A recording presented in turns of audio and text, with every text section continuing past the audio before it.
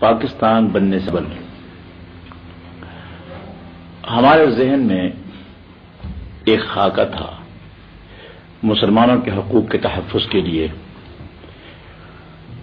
وہ یہ تھا کہ اس وقت ہندوستان کے 13 صوبے تھے. 6 صوبوں میں اکثریت مسلمانوں کی تھی اور 7 میں ہندو کی اکثریت تھی. تو اس طریقے سے ہمارا ایک فارمولہ جب ہند کا فارمولہ مشہور ہے چھپا ہوا اس زمانے کا کہ صوبائی خود مختاری مل جائے اور صوبے مکمل خود مختار ہوں. صرف 3 محکمے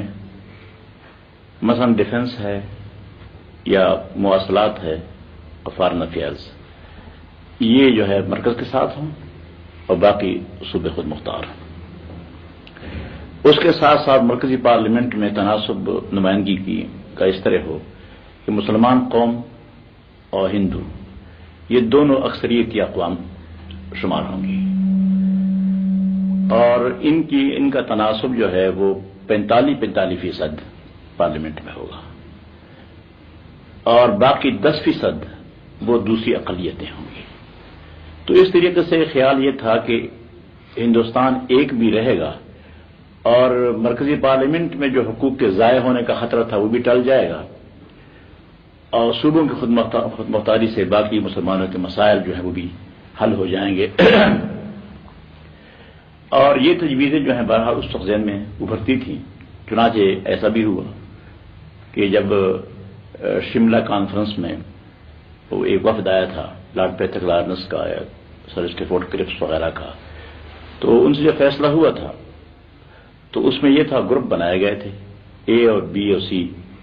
لیکن پورے ہندوستان کو ایک رکھنے کا منصوبہ تھا اس وقت. اس کو مسلم لیگ نے بھی تسلیم کر لیا تھا اور کانگریس نے بھی تسلیم کر لیا تھا. غرض یہ ہے کہ مسلمانوں کے حقوق کے تحفظ کے لیے ہمارا بھی فارمولہ تھا اس وقت. یہ نہیں کہ ہم مسلمانوں کے حقوق کے تحفظ سے غافل تھے یا ہندو کے مظالم یا ان کی زیادتیاں جو ہو رہی تھی اس سے ہم مطمئن تھے. ایسی کوئی بات نہیں تھی. ہم بھی اس کا خیال کر رہے تھے لیکن ہمارا ذہن دیکھا کا اور تھا. جی اس کے بعد جب پاکستان کے لیے فیصلہ دے دیا اور پاکستان بن گیا تو پاکستان بن جانے کے بعد ایک قطعی فیصلہ تھا مسلمانوں کا. اور جیسے کہ جمہوری اصول یہ ہیں کہ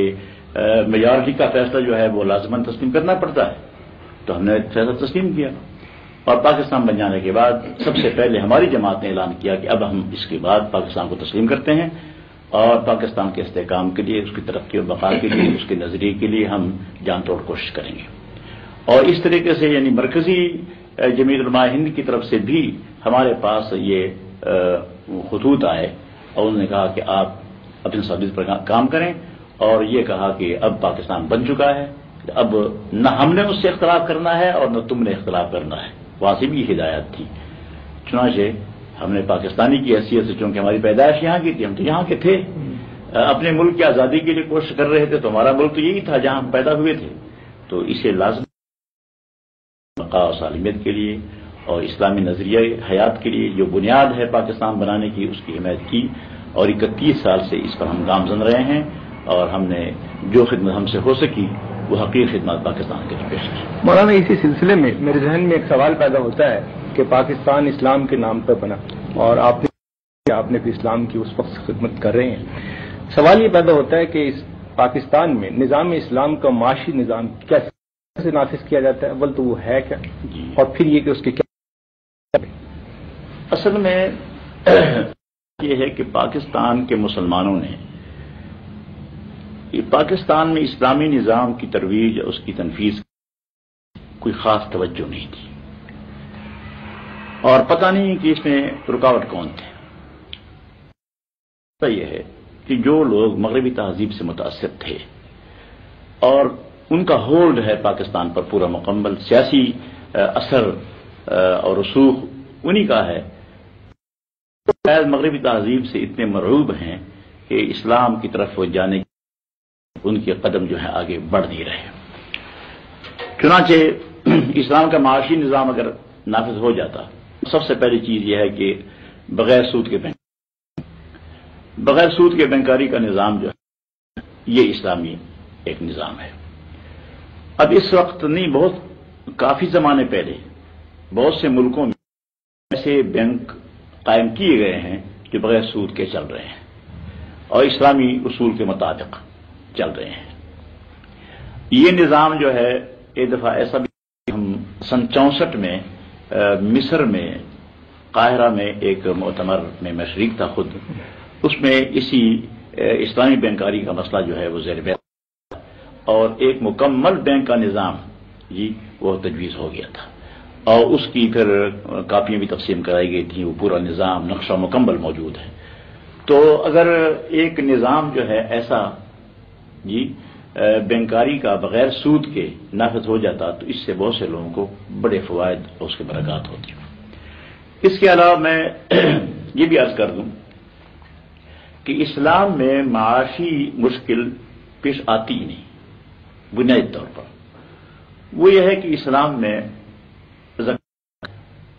اسلام میں عشر ہے، عشر اور زکوٰۃ کے سوا باقی بھی حقوق ہیں، ہمسائے کے حقوق۔ چنانچہ حدیث میں آتا ہے من کان منکم یؤمن باللہ والیوم الآخر فلیحسن الی جارہ، کہ تم میں سے ایک جو آخرت پر اور اللہ پر ایمان رکھتا ہے وہ اپنے ہمسائے کے ساتھ احسان کرے۔ ایک حدیث میں آتا ہے نبی کریم علیہ الصلوۃ والسلام نے فرمایا لیس المؤمن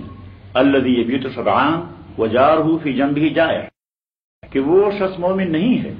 کہ خود اپنا پیٹ بھر کر سو جائے اور اس کا ہمسایہ بھوکے میں سویا ہوا ہو، بھوکا، وہ مومن نہیں ہے۔ چنانچہ صحابہ کرام نے اس کی نظیر ہمیشہ پیش کی، مثالیں موجود ہیں اور قرآن کریم میں صحابہ کرام کی صفت یہ آئی ہے انفسہم ولو کان بہم خصاصہ، کہ وہ اپنے اوپر ترجیح دوسروں کو دیتے ہیں اگرچہ خود بھوکے ہوتے ہیں۔ اگر مسلمانوں کے اتنے بلند اخلاق ہوں کہ ایک شخص اپنے منہ سے نوالا نکال کر دوسرے کے منہ میں ڈالتا ہے اگر، اور کسی شخص سے دوسرے کی بیمائگی خستگی دیکھتی، اور مسلمان میں اتنا تعلق ہے، اخوت اور برادری کا تعلق ہے کہ وہ ایک دوسرے پر جان دیتے ہیں، تو پھر یہ اونچ نیچ کا مسئلہ ختم ہو جاتا ہے اور یہ معاشی کوئی مسئلہ ہمارے ملک پیدا نہیں ہوگا۔ ایک آدمی اگر کچھ اس کے پاس ہے وہ دوسرے کو کھلائے تو 50% سے زیادہ مسئلہ جو ہے ہمارا معاشی اخلاق کی بلندی سے، اسلامی اصول پر عمل کرنے سے حل ہو جاتا ہے۔ میں آپ سے یہ دریافت کرنا چاہوں گا کہ کیا اسلامی معاشی نظام میں صرف بلا سود بینکاری کافی ہے یا ربا کی اور وہ زیادہ ظلم کی شکل میں موجود ہیں اور عام آدمی کو زیادہ پریشان کرتی ہیں، تو ان کو کیسے دور کیا جا سکتا ہے؟ اور دوسرے یہ کہ ریاست پر بھی تو کچھ حقوق عائد ہوتے ہیں معاش کے سلسلے میں، مثلاً افراد کے روزگار کا حق ایسا کہ اگر کوئی بے روزگار ہو تو وہ اسٹیٹ سے عدالت کے ذریعے سے وہ حاصل کر سکے، لازمی ہو اس کے لیے، یہ بھی کچھ صورت ہے۔ تو یہ کس طرح سے یہ صورتحال یہ ہے کہ اسلامی حکومت جو ہوتی ہے، حکومت کی ذمہ داری ہوتی ہے کہ کوئی شخص ملک میں بھوکا نہ رہے، اس کو زندگی ضروریات مہیا کی جائیں، یہ حکومت کی ذمہ داری ہے۔ چنانچہ آپ کو معلوم ہے کہ تاریخی واقعات ہیں کہ حضرت عمر فاروق رضی اللہ تعالیٰ عنہ نے اپنے دور خلافت میں آٹے کی بوری بیت المال سے اٹھا کر گھروں تک خود پہنچائی ہے، اور آپ نے فرمایا ایک مرتبہ کہ لو مات الکلب جوعا علی شط الفرات لکان عمر مسئولا عنہ یوم القیامہ، کہ اگر دریائے فرات کے کنارے